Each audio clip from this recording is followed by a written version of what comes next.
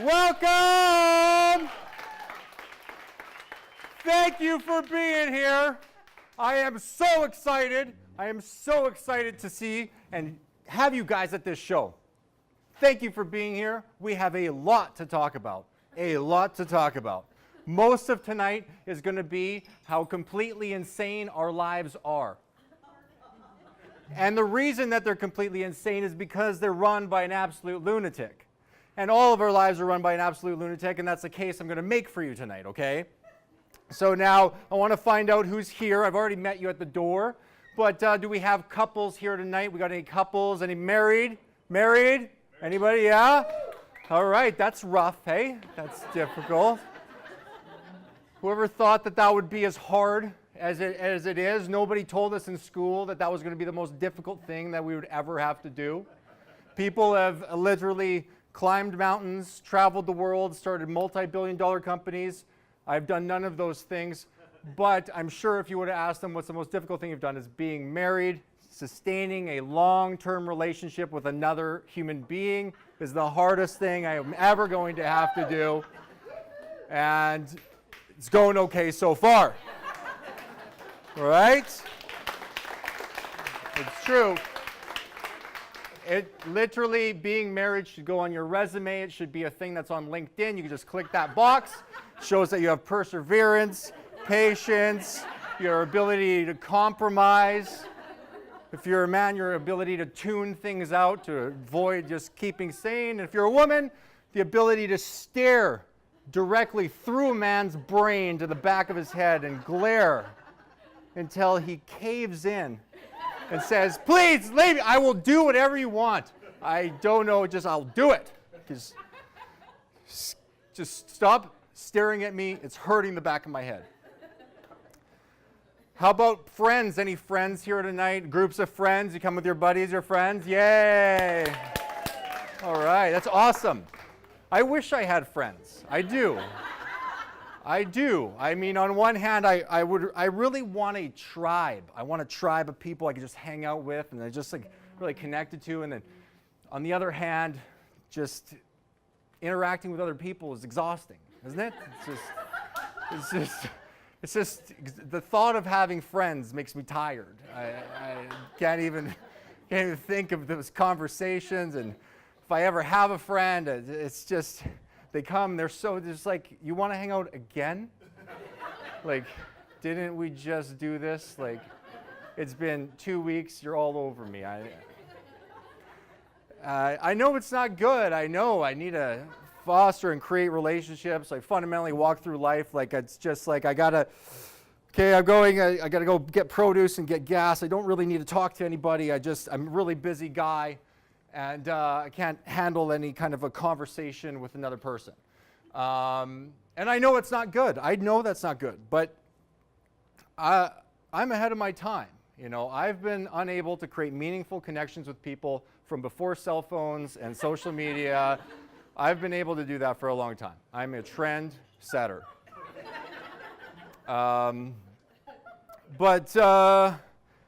Tonight will prove that I'm really not ahead of my time because I have a tendency to learn things the hard way, and that's the creation of this show was founded from my inability to learn lessons, my absolute thick-headedness, and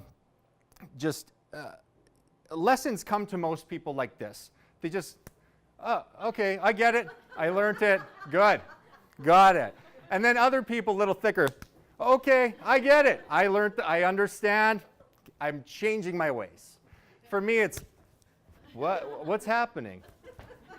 I still don't know what's going on here. Okay, what's going on? What's going on? I do, and then I become cocky, like I'm like in an interrogation. Yeah, is that all you got? I'm not learning the lesson. Yeah. Oh, come on, baby. Oh. Yeah. Your mother. What? Okay. All right. I think I get it. I think I've learned. I'm going to change the way I do things. Just to try. Okay. Okay. I got it. I've learned my lesson. Okay. I got it this time. And that's basically how I learn lessons. I have to be completely beaten into submission and on the ground with the turtle bleeding, and then I get the message, and then I change my ways. So tonight is really about the last time that happened, and yeah. So what is this show about, and why did it get created, and what happened to me that created this about? And it's really the last time I learned a lesson that I've learned a few different times, and it's a lesson that we all know we need to learn. When we're young, we know we need to learn this lesson, but you know, it's the lesson of where does true happiness and fulfillment come from? And we all know, and we know this when we're young, success and money don't buy contentment and peace, right? We know that.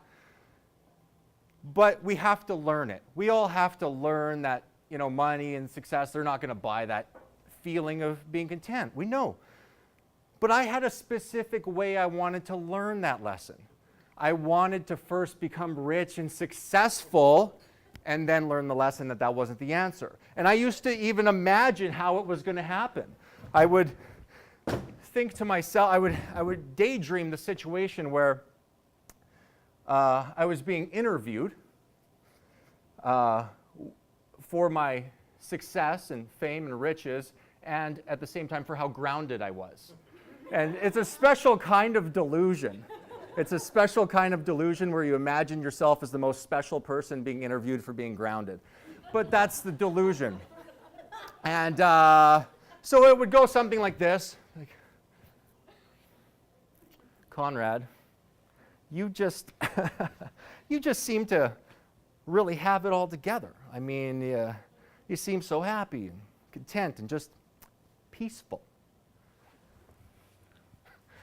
Well, Mario Lopez,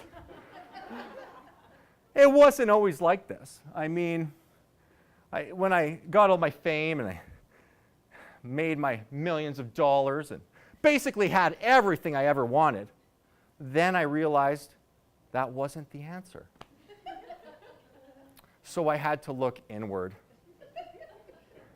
and discover who I truly was. Do some soul searching, you know. And then I did, and I saw who I was, and now I just couldn't be happier. Oh, that's great, Conrad. That is just great. Good for you.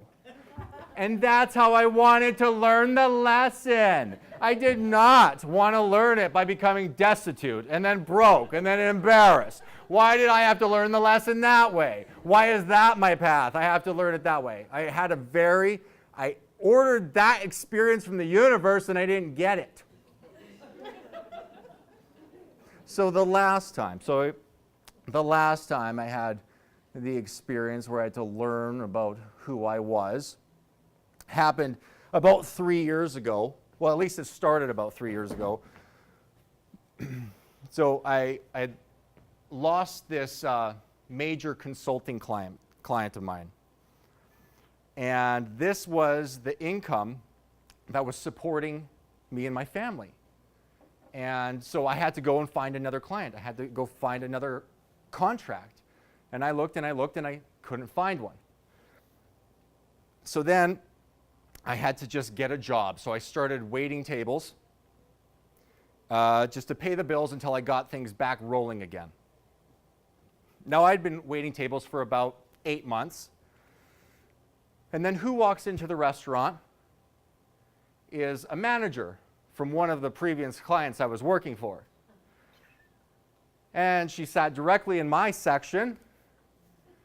And this was a woman that was directly reporting to me when I oversaw the operations of that big company. And there I was. Would you like a refill of fries? Dessert today? Just the bill? Okay, great. Great. So after that shift ended, I felt so embarrassed. Just completely humiliated and in a world of self-loathing. And from that space, I don't know when I snapped out of it. But when I did, it's like I separated myself from all the feelings and all those thoughts that I was having and all the embarrassment. It's like I moved over here and I was observing the insanity and the lunacy that was going on with Conrad over there. And it was like watching the most crazy, insane show, like an insane asylum going on in that person's head. And I was just here like, wow, what is happening? And who is that guy? And who is that thing that's so upset? And that was the third time that I had to learn that lesson for myself and step completely out of the character, the person that I thought I was, and see who I truly was. Now, Mario Lopez wasn't there, but it was still a good breakthrough.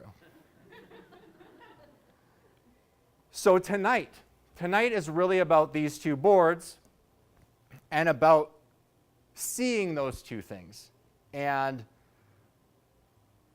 that separation from our identity and from who we think we are to getting connected to who we really are. So over here on this board is a fantastic set of characteristics that we just define as our identity, as who we are. In this world, this is the who we think we are world.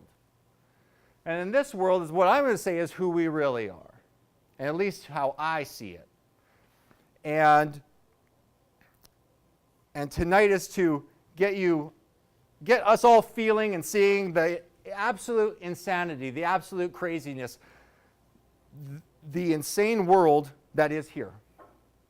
And also to really see what I saw for myself and who I think that we all really are is universe, or if not universe, a piece of universe. The soul, the greatness, the consciousness, the observer, source, energy, infinite possibility, infinite being, all of these things inside of us living and on the ride that is that vessel and having this amazing experience from this world over here, living inside of this thing over here. Now, I realize that it's hard to listen to this conversation just like having a drink and whatever. I get it, because it's like when your best friend tells you you're smart and beautiful and you say, shut up. I am not. I don't know who you're talking to, but I am not smart and beautiful. Go away. But then you see a meme on Facebook and it says, it's Keanu Reeves, and it says, you are smart and beautiful, and you're like, Keanu Reeves gets me. That guy gets me. Why don't my friends get me? Why does Keanu Reeves get me and nobody else gets me? It's hard. It's hard. And I also know it's difficult to listen to this conversation because it's hard to listen to someone who uses the word universe in a sentence and they're not talking about outer space. See, I get it. When we were kids, Stephen Hawking was the only person really used that word. Now everybody uses that word like it's a catalog we order from. It's like, I get it from the universe. I'm ordering it from the universe. The universe is going to bring it to me. The universe is the universe, the universe, the universe, the universe. And let's just be clear. We replace the word God with universe just because I get it, but we did. It's coming from there. And we talk about it as if it were Amazon. Like, I'm a Universe Prime member, I got 2-day delivery, and no extra charges for that. I'm freaking tight with the universe, man. It's coming, it's coming. I got the crystals, I got the beads. I'm meditating every fucking day. It's what you gotta do if you want to download the best shit. So, I understand it's difficult to have this conversation. So I get that. Let's see. But to further emphasize the fact that we are the universe, if you don't believe me, just think back. Think back to when you were born, when you were a little baby. and you came out and had a big head and big eyes and little body and all gray and slimy, and you're pretty much the ugliest thing ever. Because babies, right when they come out, are pretty ugly. But at the same time, you were the most beautiful thing ever. So how does that happen that you're so ugly and beautiful at the same time? It's a trick of the universe. It's a miracle being born into this world.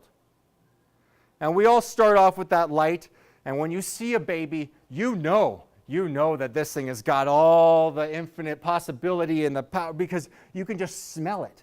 You can smell a baby and you're just like, oh, this thing's got powers wow, I could just eat you up and take all your powers.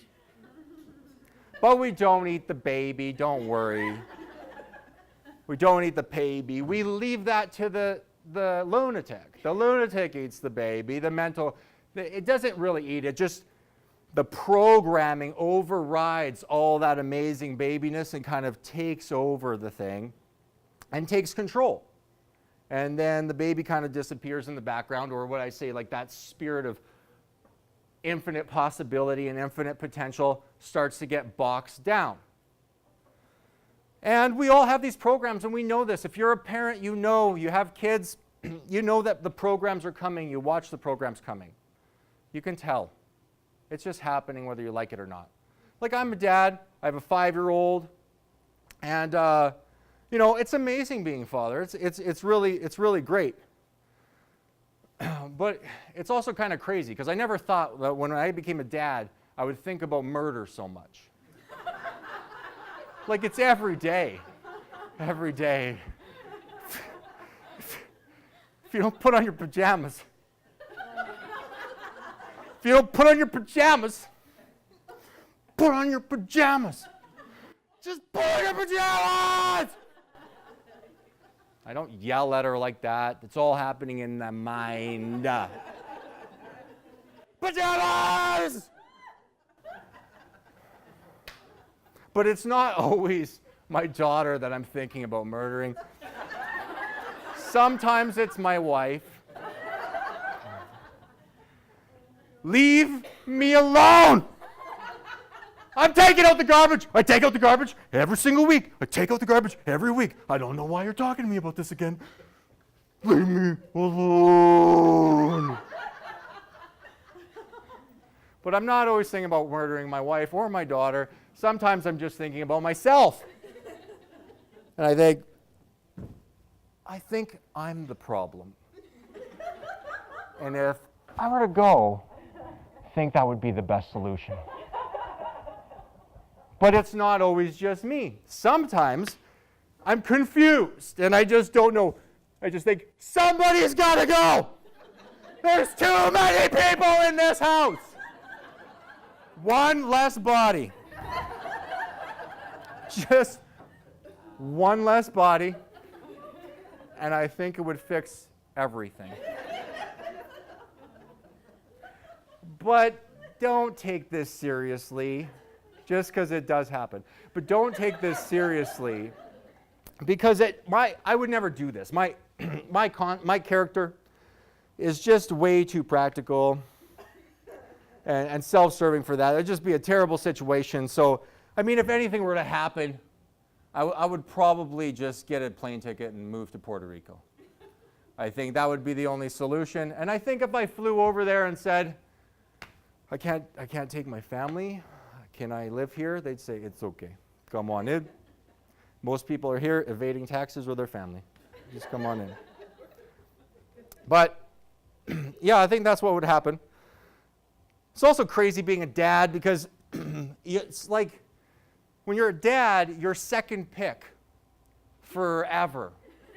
Like, you're never number one. Like, you're always number two. It doesn't matter what you do. Like, you could be fun, and I'm fun. You could give them treats, and I do. But you're still second pick. You are like the backup meal at a restaurant when they didn't have what you wanted. And the waiter comes over, ooh, sir, I'm sorry. We just ran out of that. just sold the last one. Is there something else I can get you? I don't. Yeah, you don't have? Okay. I guess I'll take the Alfredo. Yeah? Very good, sir. Very good. Okay. And then at the end of the meal, you're like, well, that was good, but it wasn't really what I wanted. And that's what it's like being a dad. You're Alfredo for the rest of your life. But my daughter, she does have some really great programming that I appreciate, because we all want them to have the good programming and not the bad programming. And so she's very loving and kind and just goes up and hugs every little kid, and she's just so affectionate. And I love that. There's nothing like seeing 4-year-old boys squirm underneath just the affection of my daughter, and I think that's great. But she also does pick up some bad programs. She comes home and you just wonder, where did you learn this? She's like, what do you mean you don't like vegetables? You love vegetables. You've eaten vegetables your entire life. It's those kids at school. It's the kids at school. You go there, and then they say they don't like vegetables, and then you come home and you don't like vegetables, and because their parents saw them didn't like eat broccoli one time, and all of a sudden they made up a big story, and all of a sudden their kid is telling all the kids not to eat vegetables. But I will say that I have to be fair to the other parents, because I am pretty sure that those kids go home and say a few swear words that they learned from my daughter. So she doesn't want broccoli, but that kid's walking around the house saying, shit, shit, shit, shit. It's an even trade. I was sitting in the car where my daughter's 3 years old, and we're driving somewhere. She's in the car seat in the back, and all of a sudden she yells, oh, shit. I go, oh, shoot, you mean oh, shoot, don't you? What happened? I dropped my toy. She's like, well, that's the appropriate use of the word. I'm not going to get mad at you. You're so precious. You're so precious. But yeah, it's a ride having a kid, you know. She goes to me, you know, just the other day. Well, she said this a few times, actually. She's like, you smell disgusting. There's nothing else I have to say. That's all. That's the end of that one.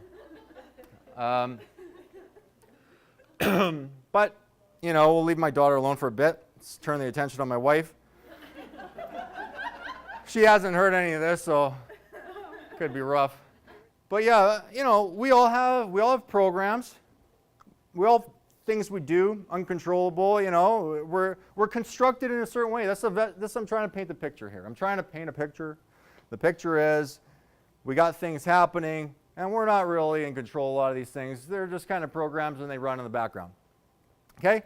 One of my wife's programs that she may or may not think she has, but I'm aware as an observer. But it's this not wanting to commit or make a decision about something. I'm not talking about big things. Just deciding and committing to a course of action or a thing or getting a thing. She just is not, it's not what she wants. She just doesn't want to commit, doesn't want to decide on things, right? Wants to leave her options open, okay? Keeping the options open. For example, my wife will go to the store and buy stuff that she knows she's probably going to return. Like she just picks it up and says, meh, I'll take it. Like, you know, if you walked through our house, it would be like going into IKEA showrooms, little setups, except all the tags on the stuff isn't from IKEA, it's from Winners or HomeSense. So you see, it's like, oh, hamper over here is a tag on it, mirror tag on it, picture frame tag on it, basket tag on it. Oh, here's a bunch of clothes, they got tags on them. All right, good. I always thought it's very convenient for a robber. If he ever came into the house, he'd just be like, Oh, $19.99, $29.99, $149.99. All right. God forbid he ever found the stack of receipts for all those things. Then it's just like grabbing cash out of the house. All right. It's the best score ever. Yeah, deciding's tough for I don't know, making those commitments. Every once in a while, I'll nail her down on a choice. I'll just be like, okay, are we doing it or not? Yes or no? Yes? She goes, yeah. All right, good, because now I'm going to go and I'm going to buy the tickets, I'm going to get the babysitter, I'm going to set the time up, I'm going to do all this stuff, so I'm going to start doing that. Okay, I start doing it all. And then she comes over, but I want the option to change my mind. You can't win, and that's crazy to me. I think that's lunacy. That's part of the craziness. I'm not any better. I'm just kind of the opposite on the thing. I have to. I'm black or white. It's everything or nothing. It actually makes me anxious to leave the options open. I just want to choose. Just what's the choice? What are we doing? Let's just pick it and move on. And I'm crazy about that. That's my own insanity. I understand. That's my own insanity.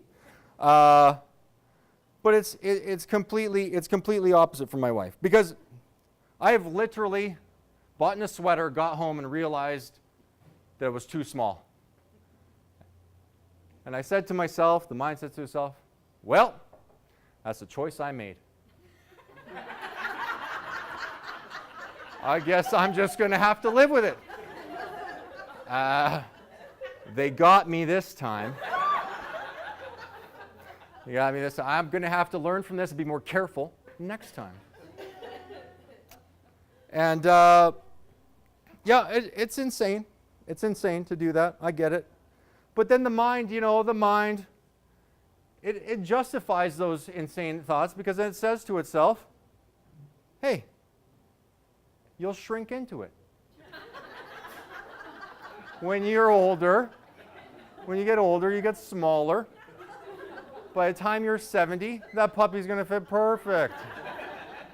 And you're going to open that bottom drawer, because that's where I keep clothes that don't fit. You're going to open that bottom drawer. You're going to go, look at this. New sweater. Awesome. 70-year-old happy man. I'm preparing for the future.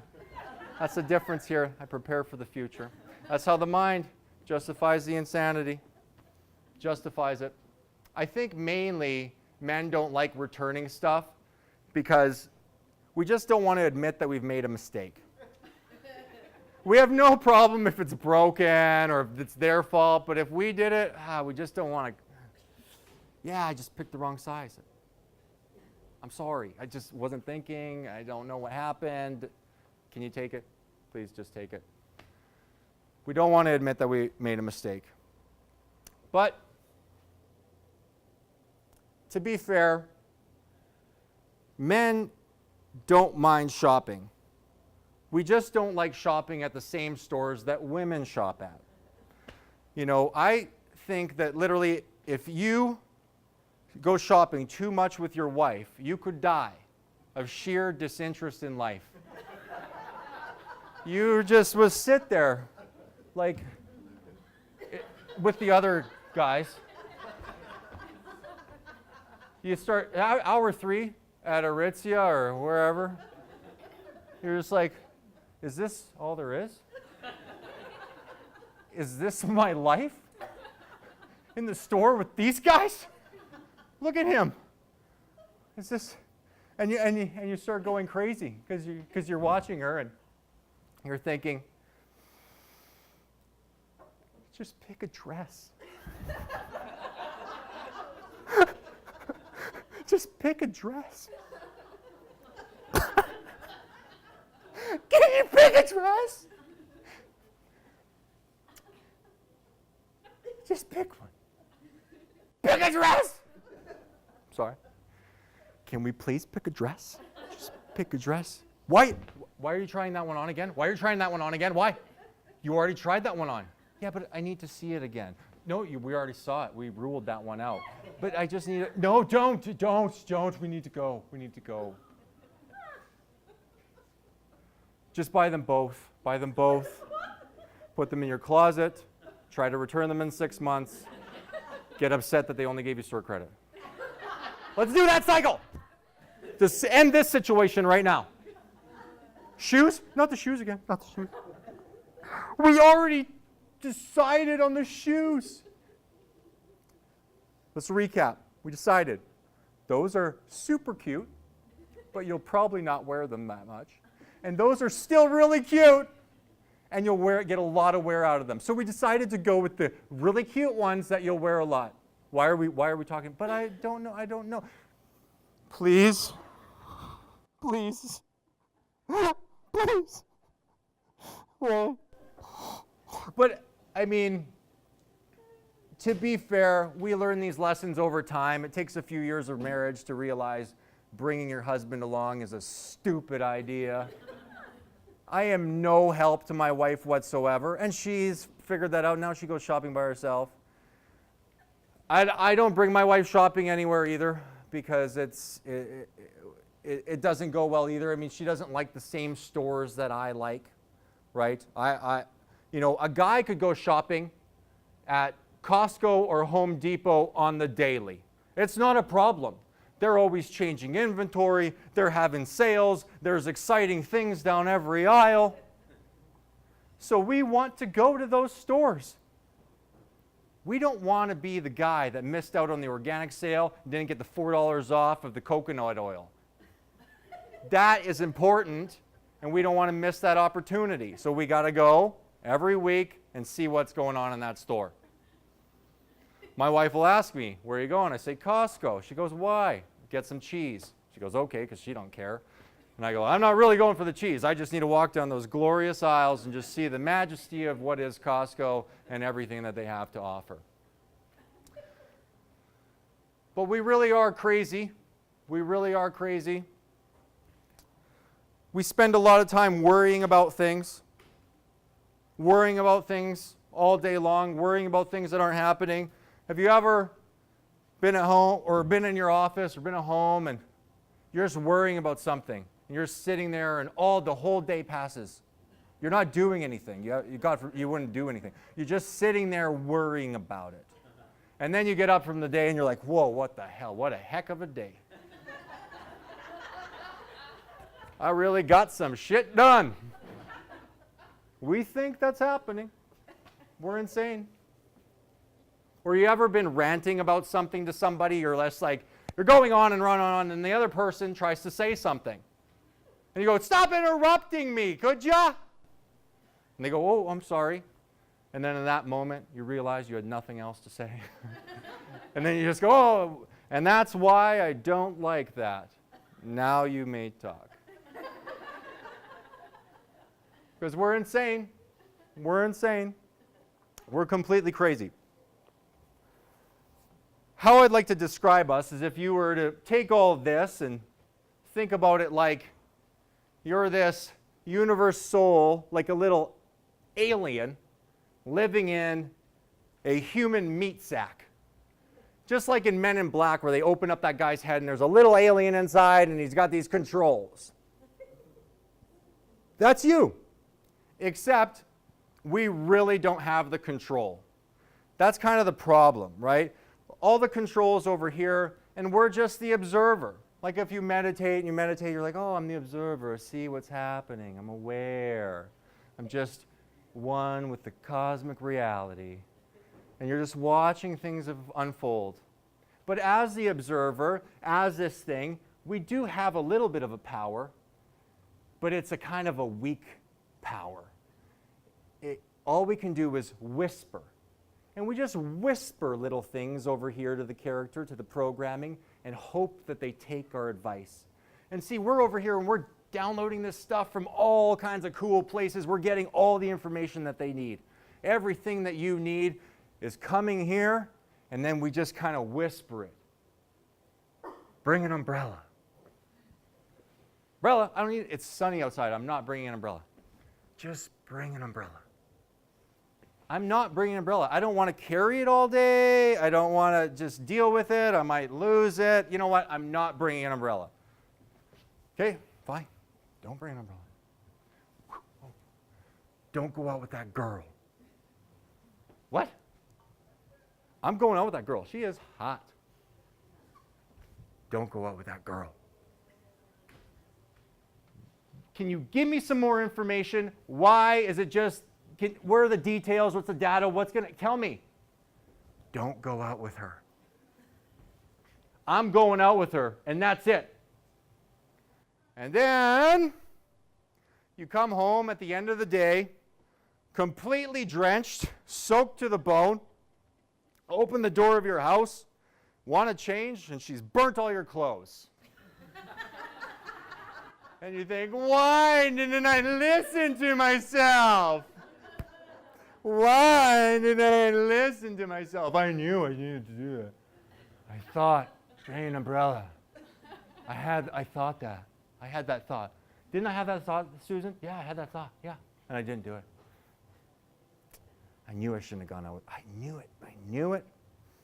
And see, that's the only time I think we're actually trying to listen to ourselves. The rest of the time, we're just listening to the verbal mess that's happening over here. This is the crazy, crazy dialogue that's going on, the absolute insanity. And this thing here is a construction of the mind. That's what I'd like to call it. A construction of the mind, a mental construct, if you will. And the mental construct, unfortunately, has a lot of contradictory opinions. On the one hand, it thinks everybody in the world is a moron but it. On the other hand, it thinks it's the biggest idiot ever. And it's constantly in that battle. You're in line, and you're seeing a family buying a bunch of stuff there. And you're looking at them, and you're judging in your mind. You're going, why are they buying that sugary garbage? I can't believe they're buying that. That is poison. They're eating poison. They're feeding their kids poison. That is poison. What is wrong? This world is full of morons. Morons eating processed poison. Those people are going to die when they're like 50. Unbelievable how stupid morons people are. And then you get to the front of the line, order your organic vegan kale smoothie like you do, all proud, go to pay, and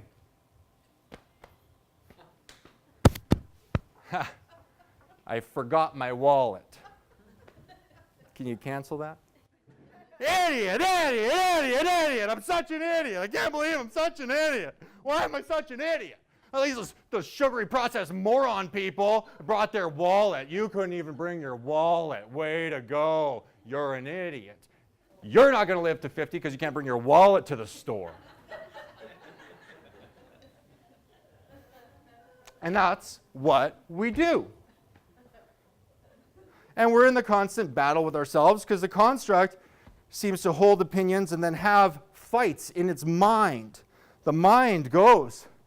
And then one day, all of a sudden, one part of the mind is going like, hey, I'm a pretty good guy. I'm pretty funny. And then all of a sudden, funny, huh? Don't seem very funny to me. Well, I think I am. Well, if you're funny, then you'd have some friends. Well, I'm really busy. I'm really busy. Oh, you're busy, are you? Well, you don't look very busy. Well, I'm trying to get stuff done. Oh, yeah. When did you actually get anything done? I don't see any results happening in your life. Would you just leave me alone? What is your problem? What are you doing? We start the fight, and we're wrestling with the mind is getting us in its traps.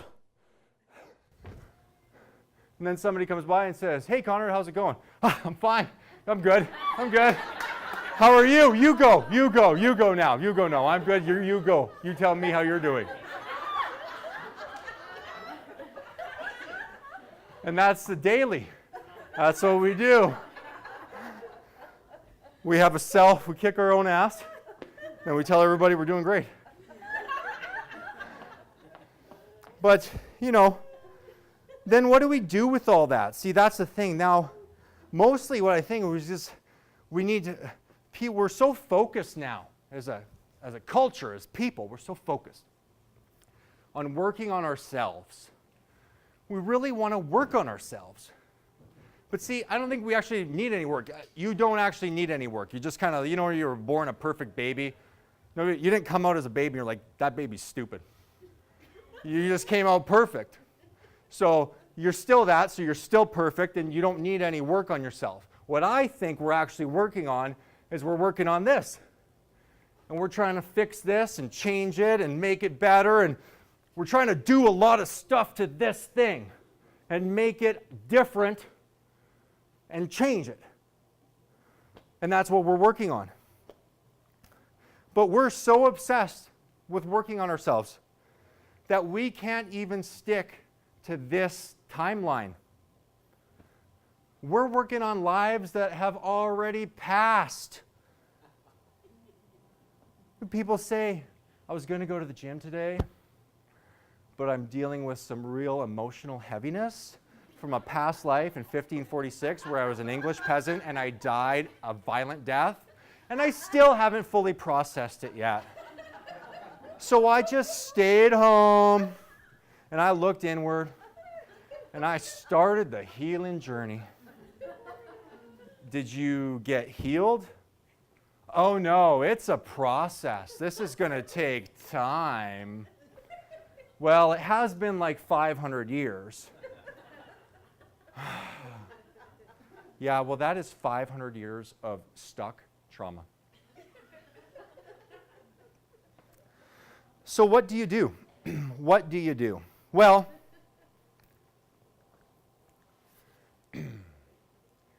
when you feel very sad and you don't know what to do, just blame it on your trauma. That's sure to help you. If it happened in your past, bring it back to today. It's glorious to revisit all the things we cannot change.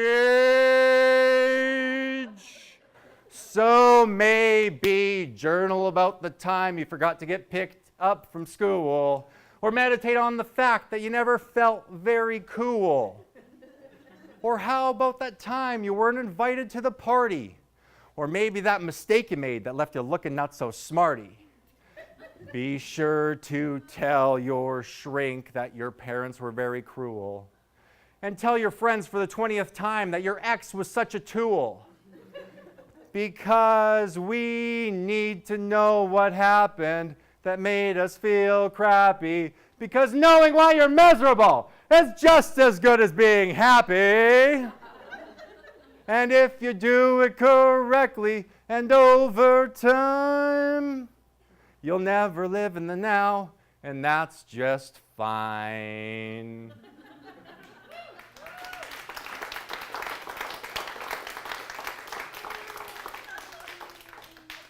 Let's take a 15-minute intermission, grab a drink, take a pee, and I'll see you in 15 minutes.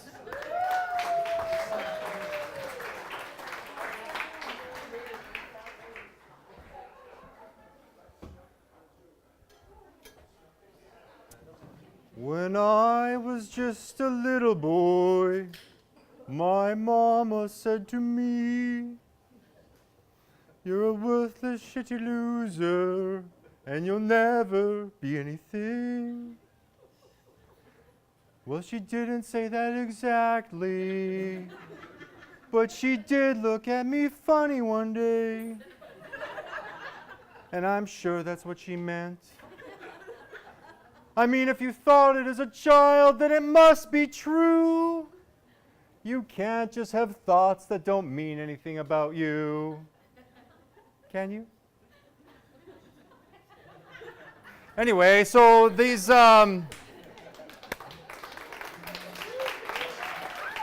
that's what it is. Insanity, craziness, thoughts. And where did they come from? How did they come into existence? Where did these crazy ideas of our character, of our personality, of our skills and traits and our flaws and weaknesses, where did they come from? These are all good questions. I don't have the answer. But they did start, when you're looking at creating any kind of program, creating any kind of character, it starts by naming the program, starts by naming that character. And when we came out of this world, And we launched out of that baby-producing miracle mother of ours. And we were held. Most of our parents didn't say, "Hello, universe." "Hello, source energy, infinite being inside a human meat sack vessel. Hello, anything is possible." No, they said, "Hello, Conrad. Welcome to the family. You're just like one of us. Fit in. Join in the program." You know, it starts with the names, but I will give it to parents these days. We are trying to expand the box of programming. We're trying to make it bigger. We're trying to make it, give them a little bit more room to wiggle around, to try to expand this world. We started, naming our kids days like Sunday and stuff, and then we went to whole months. We got Aprils and Junes out there. So we got whole seasons now. We have winter, summer, and autumn, really expanding the names. We're making up names. We're making up names, just expanding the box. If you're an artist, you name your kid Red or Blue, and if you're a hippie, they're Apple and Leaf, and if you're materialistic, it's Mercedes and Bentley, and these are all real names. These are real people's names. They are. And my favorite one in my research for this bit is not just a name, it's a law. They gave their kid a law, and that name they named their child is Gravity. Could you imagine? "Good morning, Gravity. How are you today, Gravity? Get your book back, Gravity. We're going to be late for school." Can you imagine living under the weight of that name? I'm sure you can.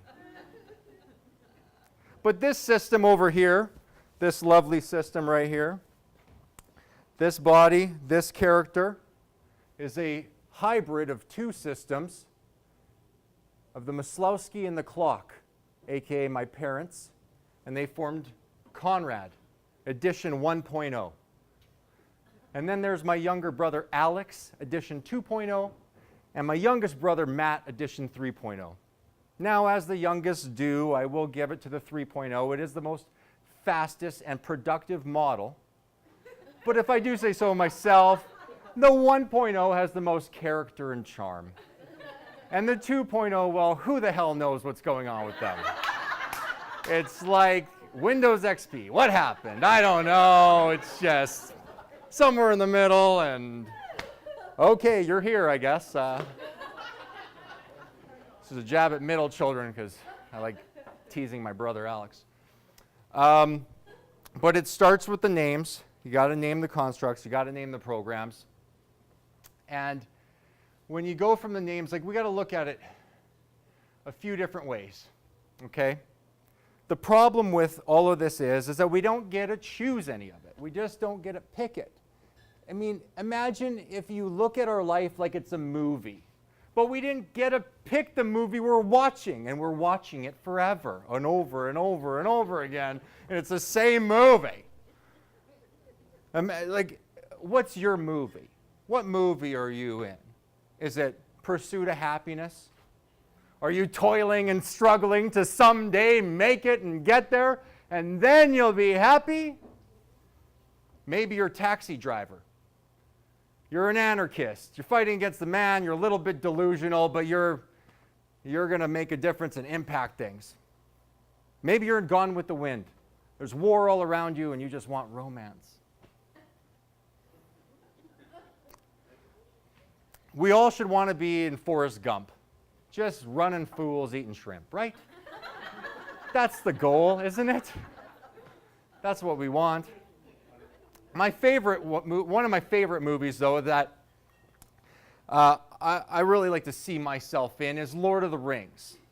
Lord of the Rings, just the best, one of the best movies ever. I've seen them all over 20 times. We all want to be Aragorn. We do. We all want to be the one that fights the bad guys, wins, becomes king. That's who we want to be. But the truth is, most of us are more like Samwise Gamgee. We're the lovable, loyal, friend, helper, maybe a little chunky, and we're loyal and lovable. We're great, but we're also kind of whiners. You know, we're just, Frodo, why do we have to go? Can't we just stay at the Shire? Can't somebody else do it, Frodo? Why? Why do we have to do it, Frodo?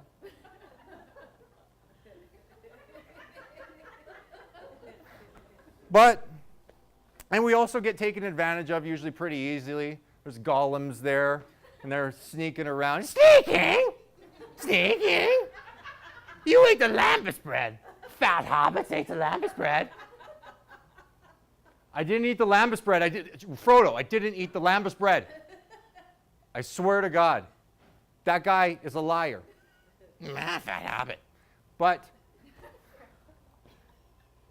Frodo, of course, doesn't believe his friend. He believes Gollum. And Samwise is gone. I see myself more like Frodo if I was in Lord of the Rings. I'd be the biggest fucking hobbit. But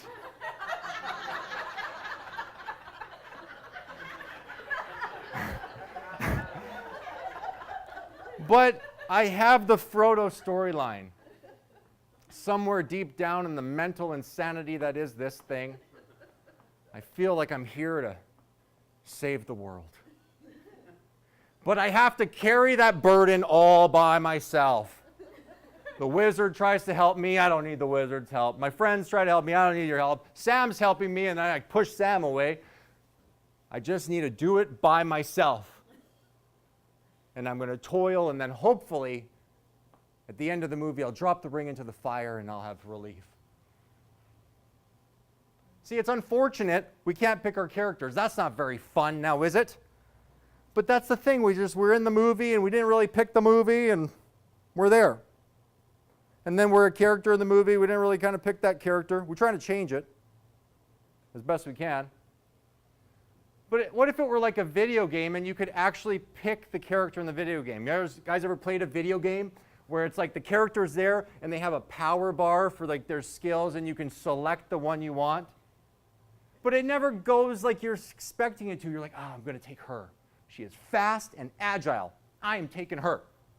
And then you start playing, she gets hit once and dies. You're like, ah, she's fast and agile, but she's fragile. What the hell? Taking this guy, big and strong guy. Then you start playing and he's like so slow. He takes forever. He can't jump at all. You're like, what?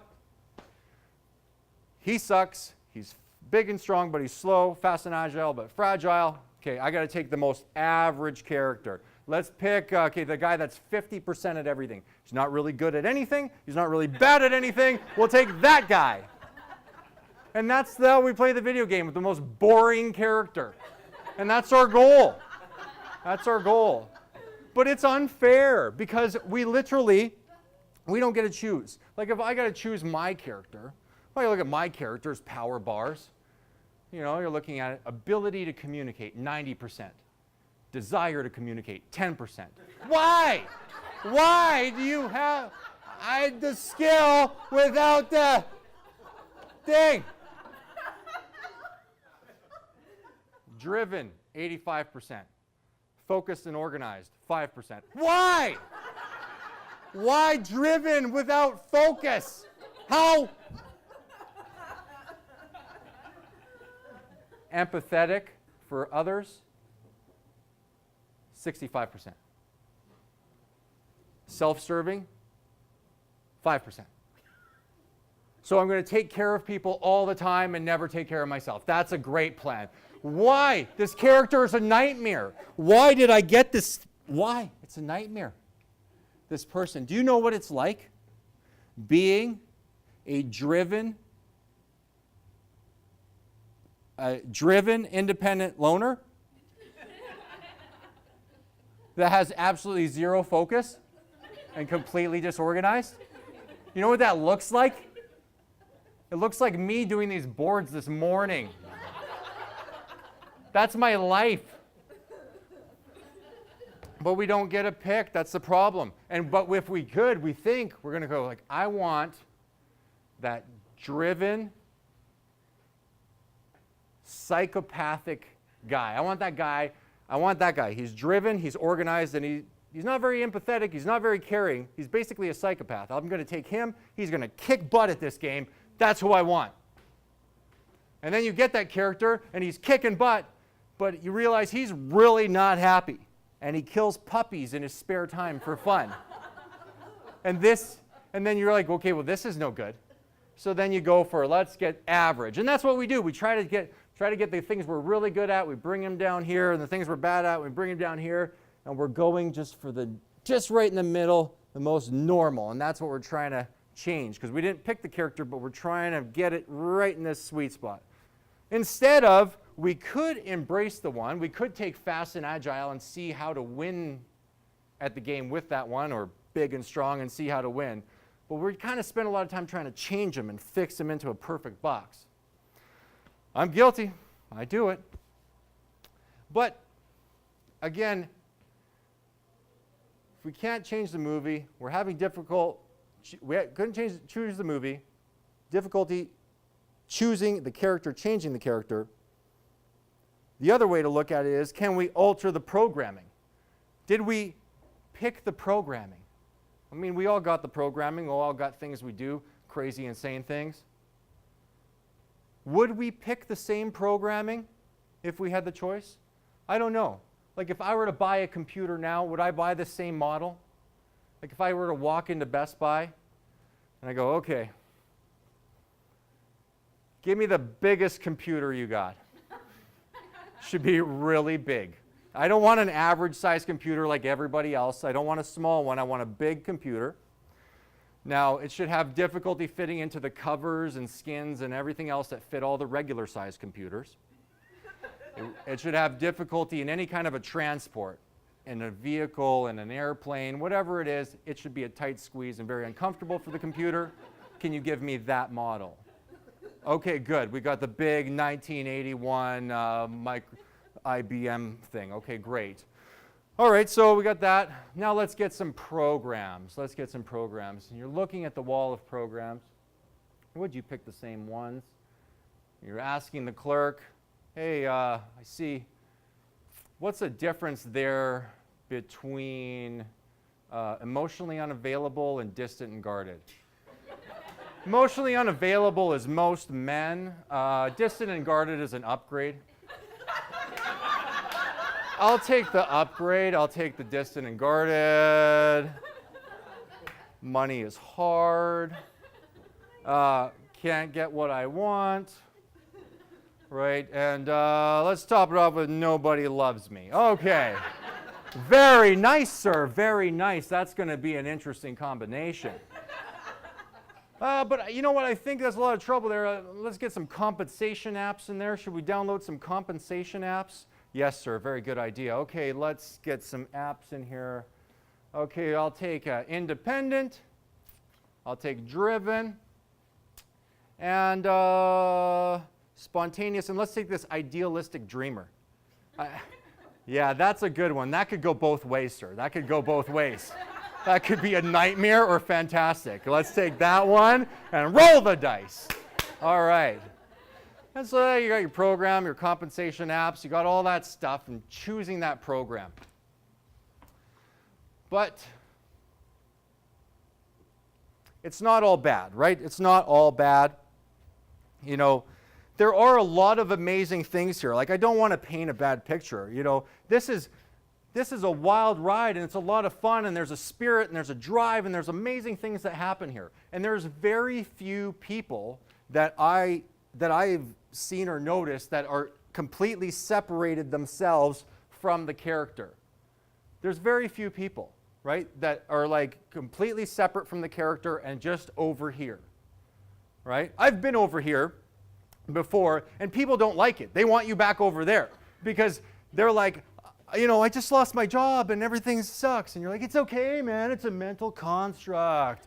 Everything's cool. You'll be okay. You're just like, everything's fine. Don't worry. It's all fine. People don't really enjoy that. The only person that I've seen that I think has completely separated himself from the character is Eckhart Tolle. Eckhart Tolle is the only one I think is separate from the character. That guy is so far from the character, his clothes don't have any character. There's zero character in that guy's outfit. It literally just looks like the sofa, you know. He could just blend right into the furniture and disappear. Blissfully, you know, the awareness of life, noticing the pain bodies. Somebody would sit on Eckhart Tolle and he'd just be like, it's okay. This is the experience of being a human, being conscious. So it's not, we don't all want to do that. We don't all want to turn into furniture. We don't, you know, we want to have some style. We like to have some fun. You know, we all like to have that. I mean, it's fun being in that world of just observing and being conscious and being aware and connected to yourself. Just, I'm so just like, so amazing.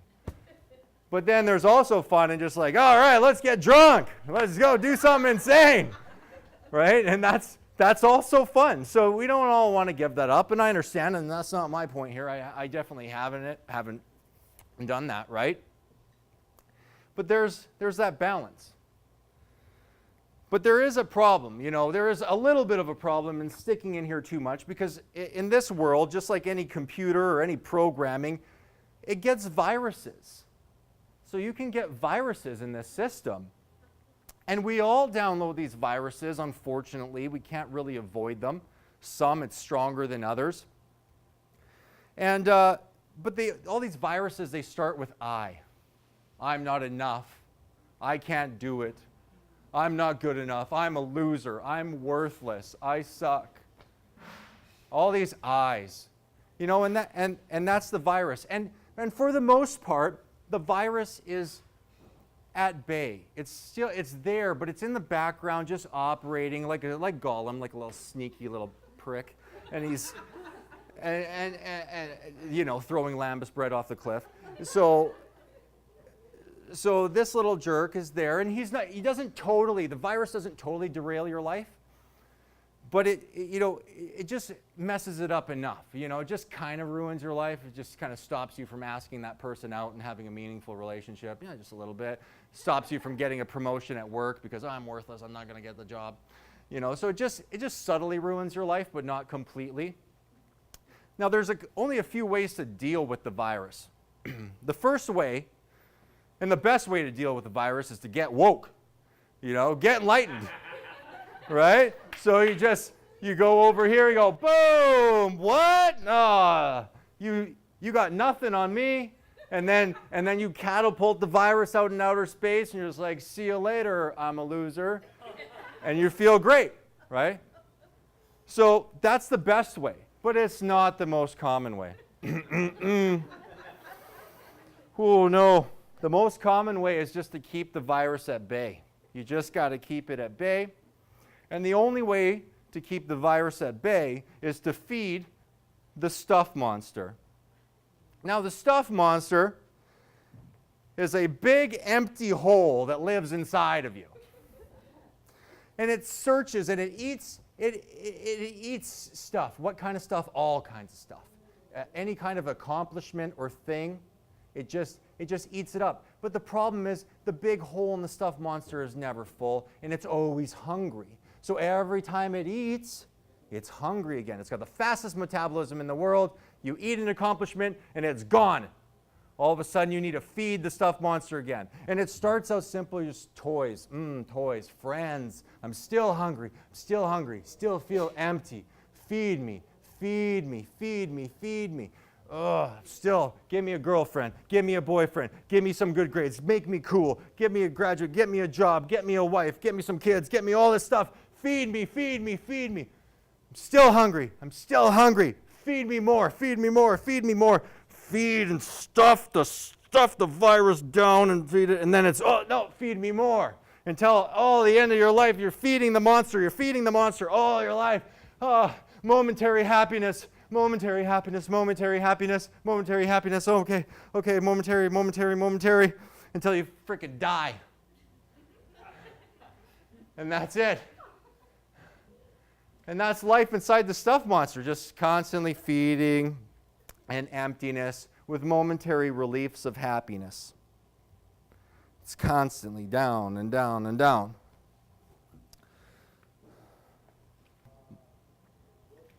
Let's talk about my virus and the first time that I broke free from the character. I broke away from the mental construct. I got woke. The first time I got woke, I was in my 20s. We weren't calling it woke then. Now we do. And I broke free, and I was over here, and I was like, oh, this is amazing. But how did it happen? Well, what happened in my 20s was I moved to Vancouver to feed the stuffed monster, to become an actor and feed the stuffed monster, fill the void. And looking for those accomplishments. But it didn't go as expected. Again, very delusional. I thought things would go a lot quicker. I thought everything would come to me and I would make it. I would do it. Things were going, but then the auditions weren't going as well as I thought. I wasn't getting the parts I wanted to get, and things weren't going as well as I wanted, and they weren't going as fast as I wanted. So with the empty hole, the virus. Ha ha. You're a loser. You're a loser, Conrad. Loser. Loser. You're a loser, Conrad. Loser. So what is a 20 or something year old to do? Doesn't have the accomplishments, nothing to feed the stuffed monster. The virus is coming out. Loser, loser, loser. You're a loser. Well, there's another way to deal with the stuffed monster, but this way is very detrimental to the host, and it doesn't last very long. The other way to deal with the stuffed monster is to self-medicate and numb the stuffed monster. So we can pick whatever we want, and we can eat or drink or do hard drugs. I picked hard drugs because I like to fall hard. I can't do it easy. I don't know why. So I picked that, and then you medicate with that, and all of a sudden, oh, it's silence. The stuff, it's gone. Oh, it's silence. Now, it's numbness, so you don't really feel happy, and you don't really feel sad. You just don't really feel anything. But what they don't tell you about that system of dealing with it is while it's numb, the stuffed monster is growing. It's growing underneath all of that, and it's getting bigger and stronger. And then you wake up the next morning, and the stuffed monster goes, whoa, wow, do you even know what you did last night? I thought you were a little loser, but you were obviously a huge loser. Holy crap, could you get to be a bigger loser than you are now? Acting not going good, and now you have a drug problem? That's a fantastic idea. Way to go, buddy. So you're like, shut up, go. Oh, it's gone. Oh, thank you. That's peace and quiet. But of course, you wake up the next morning, hello, beautiful. And then you spiral down. Well, not you, I do. And then I spiral down. I don't know why you got into it. You weren't there. And I spiral down, and then I hit rock bottom. And you know how I like to do it. 3 levels lower. Surrounded in absolute darkness. But in that darkness, a light.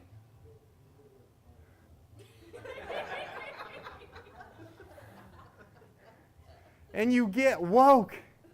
And you're like, what? I'm not a loser. I'm amazing. I'm great. I'm greatness. I'm everything. I'm awesome. I'm so good. You tricked me. You suck. I'm not listening to you anymore. I'm fantastic. And the first time you wake up and get enlightened is the best time because you're just ignorant to what'll happen later. And you're like, yeah, I'm awesome. And you just want to sing. And you want to tell all your friends, and you're like, all these years, thinking I was something that I wasn't, thinking that the circumstances mattered. Now I see. I'm pretty on the inside, gonna live my full life. I will go to places that I haven't, to singing lessons maybe. Today is my day to take on the world and maybe do some laundry. I can have it all if I can dream it, still bound by physical realities. I am so great. I'm feeling pretty awesome. How long will it last? Not very long. Mind will take over, make you go crazy. Time to end the song. So, why doesn't it last? Why doesn't it last? That's the question. I'm in my early 20s. I have this huge breakthrough. I see this whole world. I really get that I not any of this stuff. And why did I have to then fall again and get tied up into a chair and beat into submission 3 more times and have the same revelation over and over again so I can get out of that world? Well, I think it's because we understand it conceptually. That we all know we're not our thoughts or our feelings. We all know that we're not our stories from the past. We all know that we're not fixed. We all know that we're not the programming that's in us. We all know that. But we don't live that way. And that's what I got the last time I broke through, is I got, wow, well, I knew all this stuff before, but how did I get sucked into that world? Because I don't live that way. Because I don't live like I'm not this stuff. I actually live like I am this stuff. Because when I say Conrad, I think this. I say the construct's name is Conrad. It's Conrad Edition 1.0, and this is everything Conrad. So I say I, Conrad. And as long as I relate to who I am as Conrad and all of this, it's only a matter of time. It's only a matter of time before I go from feeling here to going back into here, because that's who I think I am. I think I am that stuff. Conrad's just the name for this particular flavor of construct. So Conrad is this. And if I think who I am is Conrad as this, I'm going to end up back here. See, I think it's all just a big misunderstanding. It's just like a misidentification. We just got some wires crossed and we forgot. Like we're still that baby, aren't we? Aren't we still like that magical baby? Like that beautiful little bundle of joy, that infinite possibility. You can do anything. You are everything. You are greatness. You are that. We still are that, aren't we? See, when we're kids, we pretend to be a lot of stuff. We pretend to be things. We're like, I'm a Ninja Turtle. I'm a mermaid. I'm a princess. I'm a cat. Meow, meow, meow. And then we stop pretending to be stuff. We stop pretending to be things, and then we just become one thing. One thing.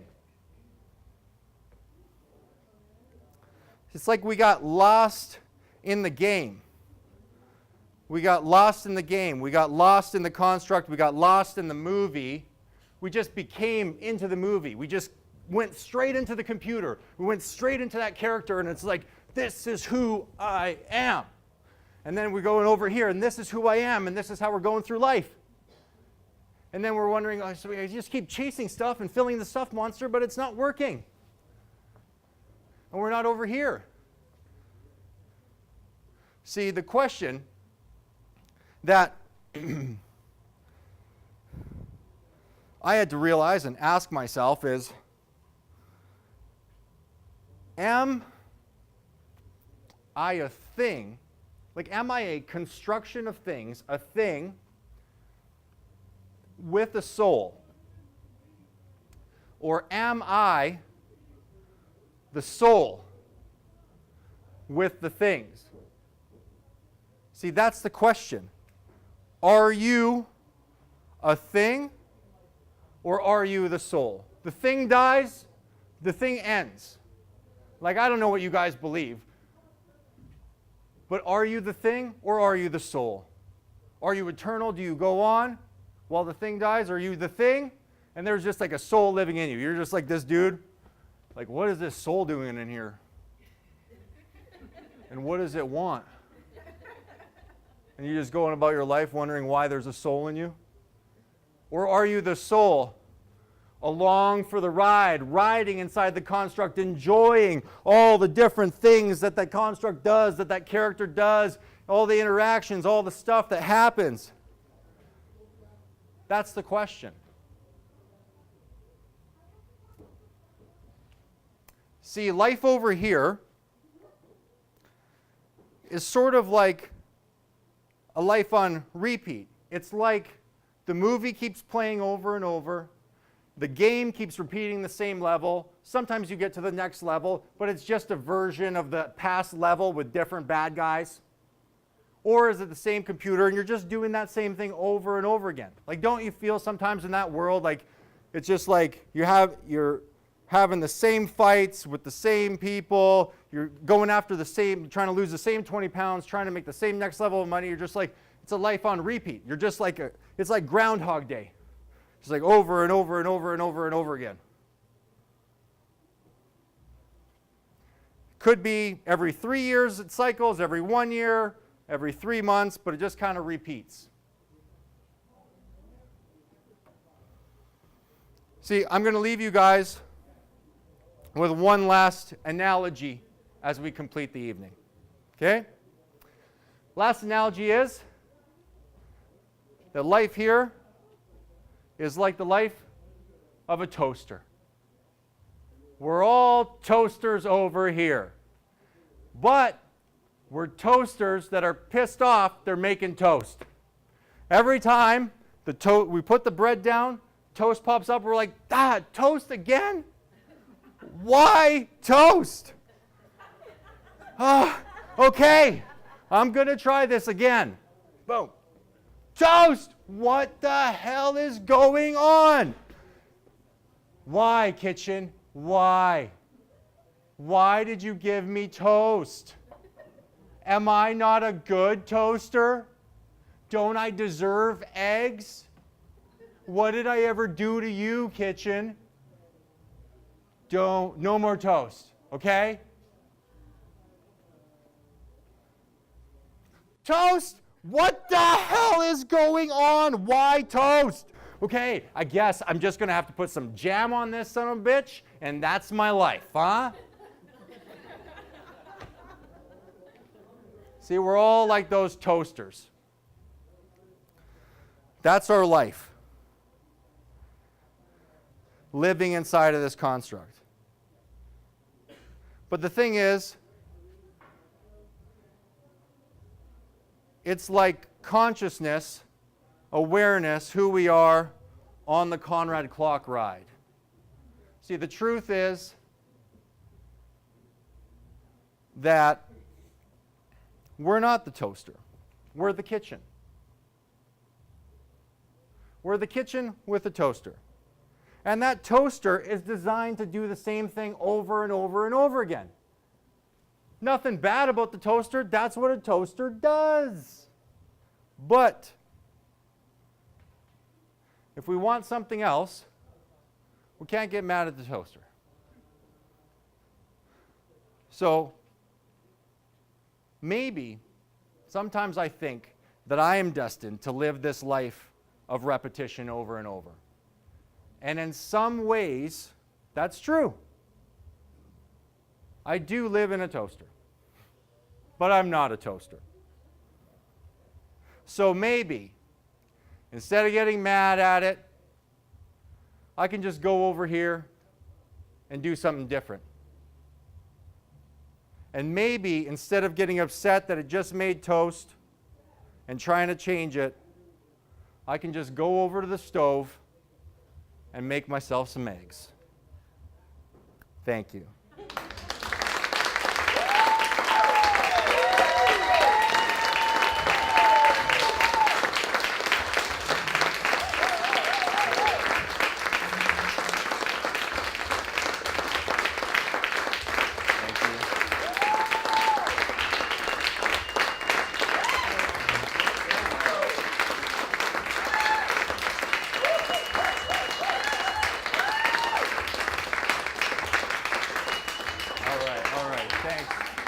Does anybody have any questions about the show or anything like that?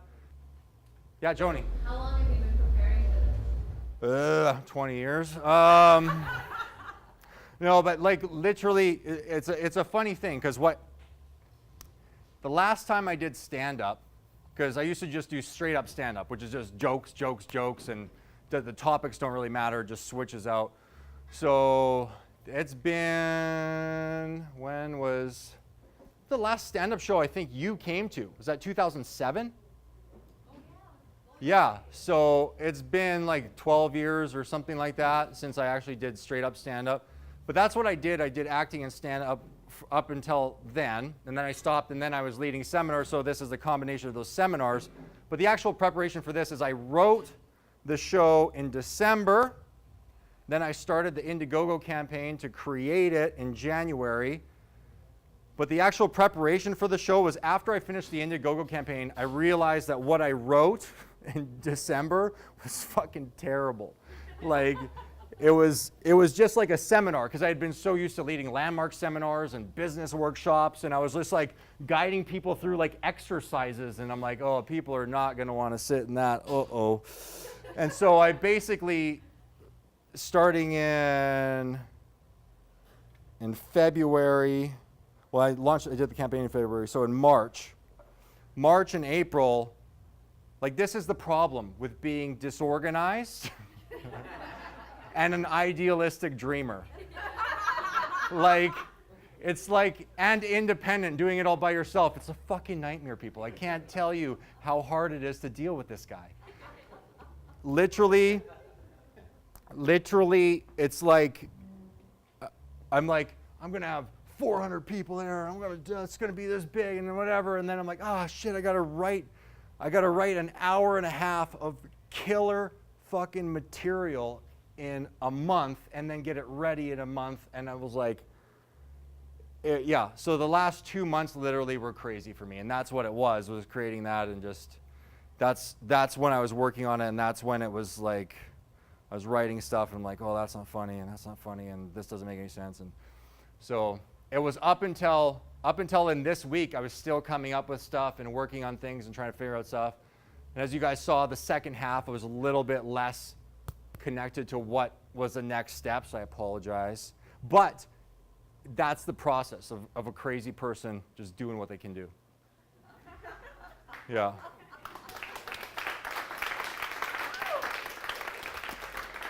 All right, so anybody else want to know anything about the show or anything like that? Confusion? Yeah. If you're going to give your two chalkboards titles, what would you call them? Lunatic. Woke. Yeah, this side is woke and this side is like, it's like Neo in the Matrix kind of a thing. Like this is like trapped, or this is whatever. It's hard because I play with a lot of these words like mental construct. I heard Jim Carrey say that for the first time, and it really connected with me as like, oh, this is just a construction of your mind. Programming is good because it's like, just really connects with like how we're used to computers and stuff. Over here, I like universe. I think it's hard for people to grasp and say, hey, like you're the universe. And people are like, you're an idiot. Like, but now I kind of say like, if you're not the universe, let's just say you're a piece of it.